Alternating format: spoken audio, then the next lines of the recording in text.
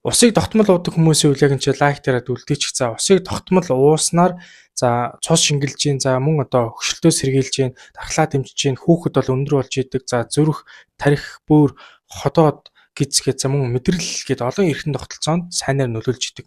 За тэгвэл шууд карантины ус хэрэглэх юм бол юу болох вэ гэдгийг хэлж өгье. Нэгдүгээр үүнд бол одоо бактери болон вирус, мөөгөнцөр, амиоб одоо байх магадлал их өндөр байж идэг.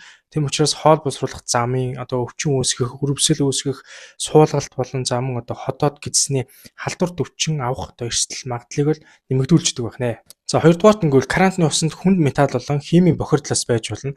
За ялангуяа одоо усан хангамжийн хоолойнд одоо маш их одоо хуучирсан бохирдол ихтэй байж байгаа. Түүнийг цэвэрлэх явцад бол за тэр холоор болон цайр, төмөр, манган зэрэг хүнд металлууд усанд одоо орж ирж болдог. За энийг удаан хугацаанд бидний хэрвээ хэрэглээд байх юм бол зүрх, бөөр, за мөн одоо арьс, харшил одоо энэ олон одоо эртэн тогтолцооны өвчлөлүүдийг үүсгэх, өрсөлдөлийг үүсгэх бол одоо өндөр магадлал байж идэг. За гуравт нь гэвэл хатуулаг чанар үуч. Карантины усыг уухаар маш их тийм хатуулаг байж идэг.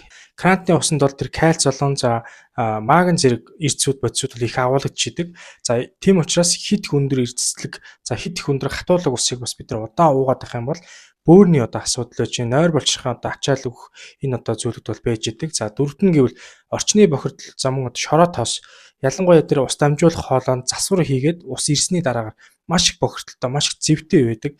За энэ нь бол тодорхой хэмжээний тэр одоо шороо болон за илс одоо мөн одоо зэв бэйжин органик одоо тэр бодисуудын үлдэгдэл одоо тэр усаар дамжаад бидний одоо хоол хүнсээр одоо дамжиж бидний бие махбодод орох магадлал их өндөр байж байгаа.